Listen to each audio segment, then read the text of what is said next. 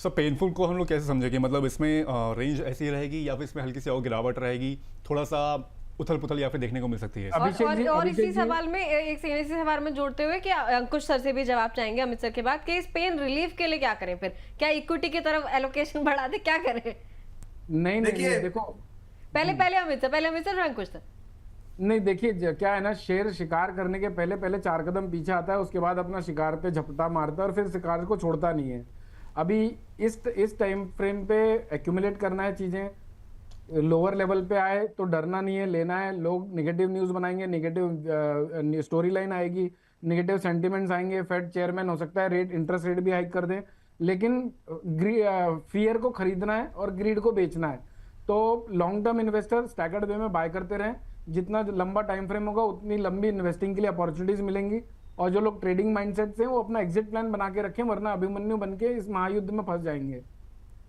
ठीक है सर, लेकिन अभी क्या लग रहा है डाउन साइड इनकेस अगर देखें यहाँ से सर, लग रहा है कुछ टेक्निकल चार्ट पर अभी दिख रहा है कि इसमें भी डाउन साइड आ सकता है, 2 लाख के आसपास चांदी जा सकती है अभी?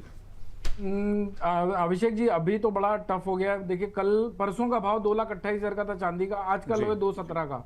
12-13 हजार रुपए तो एक गोलियों की तरह चल रही, बंदूक की गोली भी इतनी तेज नहीं चलती जितने तेज बाजार चल रहा है सुबह शाम। तो मुझे लगता है थोड़ा सा टाइम लगेगा इसमें, बाजार टाइम करेक्शन में है। ये हम बात फरवरी से ही कह रहे हैं, और आप ही के शो से पहली बार मैंने ये अनाउंस किया था कि 4,20,000 रुपए तक का टॉप दिखता है, और 4,20,000 रुपए से ही बाजार टूट गए। तो ये साल 1.5 साल और इसी तरह से शॉर्ट टर्म के लिए अचानक से बुलिश हो जाना, फिर शॉर्ट टर्म में बेरिश हो जाना, यानी ट्रेंड शिफ्टिंग चलता रहेगा बस। बाकी लो भागो वाला बाजार रहने की उम्मीद है 6 से 8 महीना और। ठीक है। और अंकुश सर, जो मैंने पहले बात की थी, पेन रिलीफ के लिए क्या करें इस वक्त? इक्विटी हो गया, कोई और एसेट क्लास हो गया, निवेशक क्या कर सकते हैं? देखिए, जैसा कि अमित जी ने अभी मेंशन किया कि चांदी रेंज बाउंड चल रही है। दो मैं एक कमोडिटी एक्सपर्ट नहीं हूं, लेकिन मैं एसेट एलोकेशन पर्सपेक्टिव से बोलूंगा, हम इक्विटीज को भी पिछले 2 साल से हम रेंज बाउंड ही देख रहे हैं। एक पर्टिकुलर स्टिफ रेंज में हम मूव कर रहे हैं, और ऊपर वाली तरफ और नीचे वाली तरफ हम दोनों तरफ उसको काफी रेजिस्टेंस और सपोर्ट के साथ ऑपरेट कर रहे हैं।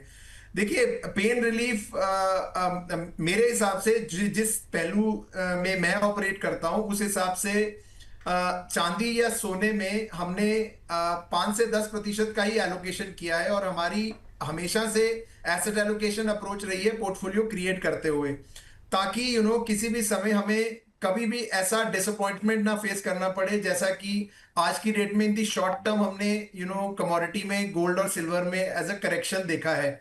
अगर अभी भी हम देखेंगे सिल्वर या गोल्ड की, सिल्वर का 1 ईयर रिटर्न 90+ % है, correct me if I am wrong. So उस पर्सपेक्टिव से, अगर इन्वेस्टर के पर्सपेक्टिव से हम देखें, तो अभी बाय ऑन डिप्स वाली स्ट्रेटजी डेफिनेटली बनती है।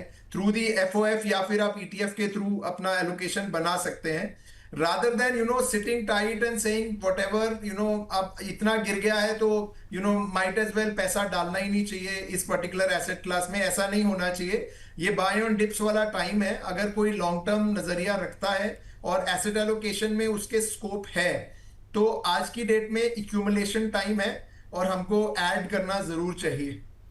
एक्यूमुलेशन का समय अभी चल रहा है और ऐड करके यहाँ पर चल सकते हैं। स्टैगर्ड वे में निवेश करिए, वो ज़्यादा बेहतर स्ट्रेटजी यहाँ पर हो सकती है। अमित सर, वैसे एक आंकड़ा ये भी आया है, इंपोर्ट की अगर बात करें, आयात की बात करें चांदी की, तो जनवरी में 747 टन के आसपास यहाँ पर इंपोर्ट हुआ था चांदी, लेकिन जून में ये घटकर 29 टन ही रह गया है। प्रोडक्शन इसकी रीज़न हो सकती है, या फिर ये सप्लाई का जो अभी मामला चल रहा है उसकी वजह से यहाँ पर दिक्कत आ रही है? क्या रीज़न लग रहे हैं इसके? नहीं, देखिए क्या है ना, ये स्टोरी लाइन तो सब बदलती रहेंगी। अचानक से जब तेजी आनी है तो उस हिसाब से स्टोरी लाइन आती रहेंगी। बाजार सब कुछ डिस्काउंट करता हुआ चलता है पहले से ही, और ये हम सब जानते हैं, फिर भी हम न्यूज़ को इतना इंपॉर्टेंस देते हैं। नो डाउट इससे long term structure, fundamental news को पढ़ के हमें ये तो पता चलता है कि ओवरऑल हो क्या रहा है, लेकिन उससे हम निवेश करने में उसको बेस बनाकर निवेश करें, वो ठीक नहीं है। देखिए, आज हम सब जानते हैं कि कुछ भी हो इस पृथ्वी पर, एक्सेप्शनल कोई चीजें जो सिर्फ पंप एंड डम के हिसाब किताब से बनाई गई हो, इंसान हो या बाजार, जाना ऊपर ही है। कुछ टाइम लेके जाएगा, कुछ ऐसे डेटा से इम्पैक्ट होकर रिटेलर्स को खाली करवा के एचएनआईज अपने पास माल भर के लेके जाएंगे, वो एक अलग बात है। तो मुझे लगता है कि ये वजह नहीं है। ये बाजार ऑलरेडी, जैसे हमने लास्ट शो में भी किया था, हम ये चीज़ भूल जाते हैं कि अभी भी चांदी, अगर हम पहले के भाव के कंपैरिजन में देखें, तो 55% का गेन दे रही है। तो अभी टाइम करेक्शन में थोड़ा बाजार इंपोर्ट एक्सपोर्ट ये सब आंकड़े आते रहेंगे, बदलते रहेंगे। 2-3 दिन पहले एक बैंक ऑफ अमेरिका ने एक और रिपोर्ट जारी करी, गोल्ड में डेथ क्रॉस पैटर्न बना हुआ है, गोल्ड यहाँ से और 20-30% गिरावट के प्रोबेबिलिटी बना रहा है। अभिषेक जी वो दिन और आज का दिन है, उस दिन का लो नहीं तोड़ा। अब बताइए, अब इन खबरों के बेसिस पे कोई ट्रेड ले ले तो बेचारा शॉर्ट करा हुआ होगा, उसने डबल क्वांटिटी कर लिया होगा, लॉन्ग करा हुआ होगा, उसने लॉन्ग काट दिया होगा। तो मैं खबरों को तवज्जो ही नहीं देता हूँ एक्चुअली। ठीक है, चलिए आगे बढ़ेंगे। कुछ एक दर्शक हमारे साथ जुड़ गए हैं। रामू यादव जी नमस्ते आपको। मुकेश जी कह रहे हैं अंकुश सर से एक सवाल है, पोर्टफोलियो भेजा हुआ है। ठीक है सर, आपका पोर्टफोलियो बस सभी बना रहे हैं ताकि स्क्रीन पर फ्लैश हो जाए, उसके बाद अंकुश सर से सवाल लेंगे। ऋषभ जी हमारे प्राइम मेंबर, इन्होंने भी पोर्टफोलियो अपना भेजा हुआ है अंकुश सर के लिए। ठीक है, आप सभी के सवाल लेंगे। इसके अलावा दर्शकों को बता दें कि अगर आप डायरेक्टली कॉल पर कनेक्ट होना चाहते हैं या फिर व्हाट्सएप के थ्रू हमारे साथ जुड़ना चाहते हैं, वहां पर सवाल भेजना चाहते हैं, तो हमारा नंबर 9354027995 आप लोगों के लिए एक्टिव है अगले 1 घंटे के लिए। जब तक अमित सर है हमारे साथ, अमित सर से कोई सवाल करना चाहते हैं, अंकुश सर से अगले 1 घंटे में जो भी जानना चाहते हैं, पोर्टफोलियो रिव्यू कराना चाहते हैं, खुद डायरेक्टली बात करना चाहते हैं अपने पोर्टफोलियो के रिगार्डिंग, इस नंबर के थ्रू आप कर सकते हैं। बाकी हम लोगों का पोल भी आप लोगों के लिए कमेंट सेक्शन में, उस पर भी वोटिंग करके आगे बढ़ना है। आज का सवाल है, सिल्वर ETF में अभी निवेश करें या इंतजार करें? 3 ऑप्शन है, निवेश करें, रुके, या फिर अगर कुछ समझ नहीं आ रहा है तो फिर पता नहीं पर आप लोग टैप कर सकते हैं। हालांकि आज की चर्चा सुनने के बाद आप इस पर वोटिंग करेंगे तो शो के एंड में लगभग हम इस पर जो भी आपकी एक राय बनेगी उस पर हमारे गेस्ट की टिप्पणी लेंगे। चलिए स्क्रीन पर लेकर आते हैं सिल्वर ETF में 3 महीने में किस तरीके की गिरावट हमें देखने को मिली है। देखिए सबसे पहले लिस्ट में सबसे ज्यादा गिरने वाले सिल्वर ETFs में नाम है सिरोदा सिल्वर ETF का, 8.46% तक जो है टूटता हुआ नजर आया। ईडलवाइज सिल्वर ETF सभी जो हैं, जितने भी सिल्वर ETFs हैं, 8% के आसपास की गिरावट इनमें नजर आई। HDFC, निपॉन, ICICI सभी में। अंकुश सर आप कैसे देख रहे हैं, जो 3 महीने में निवेशक नाराज होंगे ETF के, अब वो बेचारे क्या करें, कैसे अपने आप को एक सहारा दें कि हाँ भाई ठीक है 8% की गिरावट क्योंकि उनके ETFs में उन्हें दिखाई दे रही होगी? देखिए दिव्या जी, मेरा पर्सपेक्टिव बड़ा क्लियर है और मैं स्ट्रांगली एसेट एलोकेशन को फॉलो करता हूं। सो अगर किसी निवेशक ने अपने पोर्टफोलियो में एक डिफाइंड परसेंटेज एलोकेट करी है और उसका नजरिया लंबे समय का है, तो ये शॉर्ट टर्म वॉलेटिलिटी एक बाइंग अपॉर्चुनिटी है। और बहुत सारे निवेशक इस पर्टिकुलर एसेट क्लास में भी SIP से निवेश करते हैं। तो इस समय मेरे हिसाब से अगर 8% का करेक्शन फ्रॉम द टॉप मिल रहा है इन द रीसेंट टाइम्स, तो it is better to add 1 more SIP। एक और SIP ऐड करिए और उसको थोड़े लंबे समय तक चलाइए। मेरे हिसाब से 10% of the portfolio as an asset allocation call होना चाहिए आपके पोर्टफोलियो में, गोल्ड और सिल्वर पुट टुगेदर। सिल्वर में वोलेटिलिटी थोड़ी ज्यादा है कंसिडरिंग उसका usage as an industrial commodity as well, but gold और silver as a mix should hold around 10%। अगर इतना है और अगर ये किसी भी समय बढ़ जाता है बिकॉज ऑफ मार्केट अप्रिसिएशन और डेप्रिसिएशन, तो हमको उसको रीबैलेंस पीरियोडिकली करना चाहिए। ये मेरा आपके लिए जवाब रहेगा। अमित सर, वैसे जिन लोगों ने ऐसे 2,35,000 2,50,000 रुपए के आसपास बाइंग कर रखी, क्योंकि जब करेक्शन हुआ था तो इस रेंज में आ गया, तो इसी रेंज में मोस्टली वो ट्रेड भी कर रहे थे लोग। अभी जब ये गिरावट है, अभी उनको क्या करना चाहिए इसमें, या फिर रुके रहें, थोड़ा सा एवरेजिंग करें, यहाँ पर क्या कर सकते हैं उसमें? अभिषेक जी आज की क्लोजिंग में बहुत चीज़ें डिफाइन करेंगी। जैसे 2,25,000 रुपए की अगर ऊपर क्लोजिंग होती है तब हम इसको 239,000 तक बढ़ता हुआ देख सकते हैं। तो यहाँ पर इस तरह अभी देखिए 2,22,400 रुपए के आसपास का भाव चल रहा है सितंबर सिल्वर का। तो अगर 2,23,000 24,000 के आसपास एक बार एग्जिट प्लान करें, 2,25,000 रुपए के ऊपर निकलती है तो वापस से पोजीशन को रीबिल्ड कर लें। नो डाउट 1,000 रुपए से कॉस्ट बढ़ जाती है, लेकिन कंफर्मेशन पे ट्रेड करना ज़्यादा बेहतर होता है। तो यहाँ से अगर 2,19,000 रुपए के नीचे की अगर क्लोजिंग मिलती है तो बाजार में हम एक डिप भी देख सकते हैं, गैप डाउन ओपनिंग होता हुआ भी देख सकते हैं। और वॉर फ्रंट से मैं एक्सपेक्ट कर रहा हूँ कि देखिए ये ना मरता आदमी तड़पता, मोमबत्ती बुझने के पहले फड़फड़ाती वाली मूवमेंट थी क्रूड में।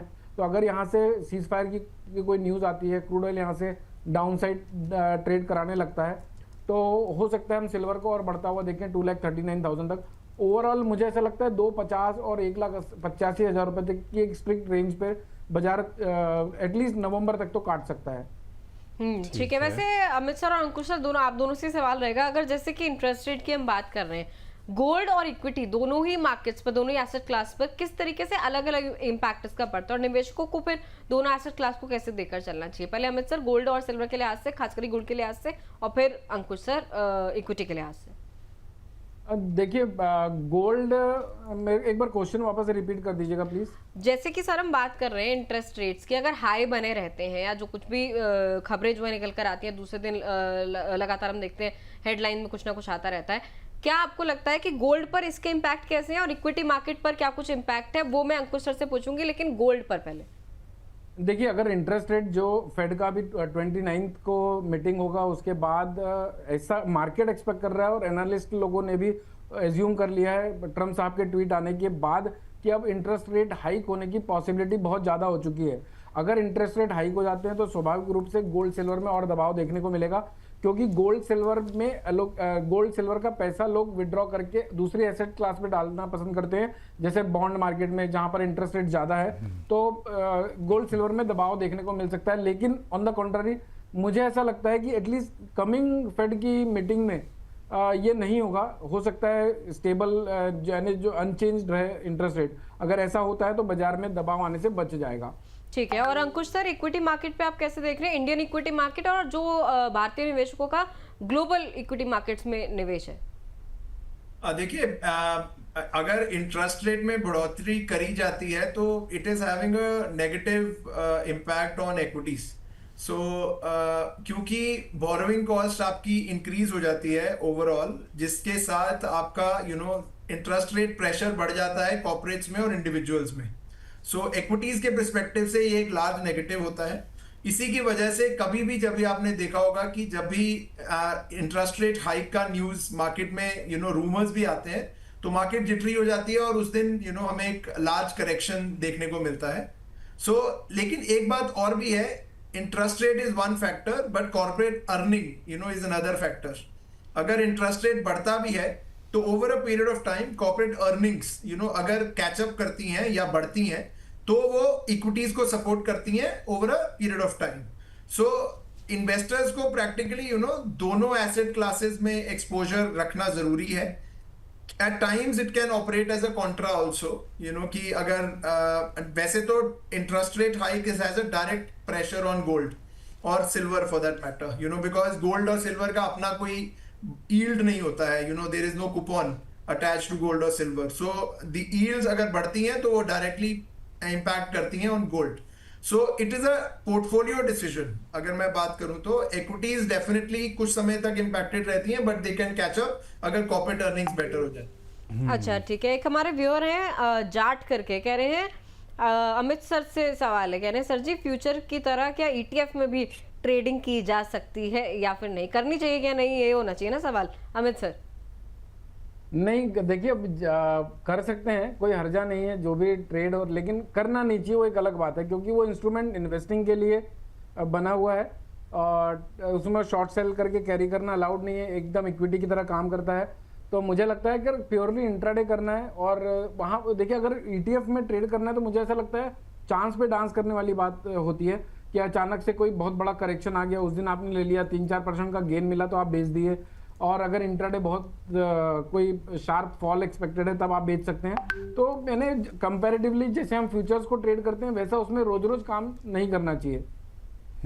ठीक है। इस बीच अमित सर आपके लिए अमित अग्रवाल जी का एक सवाल आया हुआ है, मतलब इनफैक्ट दो सवाल हैं। एक तो ये पूछ रहे हैं कि सिल्वर नेक्स्ट ईयर क्या लगता है क्या हो सकता है, 2,51,000 रुपये इनकी बाइंग है, और दूसरा गोल्ड के ऊपर है, ये कह रहे हैं कि 1,54,700 रुपये पर गोल्ड बाय किया है फिजिकल में, क्या करें? पहले सर चांदी का। सबसे पहले तो अपना अमित जी को एक माइंडसेट बना लेना चाहिए कि मुझे 2028 तक होल्ड करना है, नो मैटर भाव किधर भी जाएं।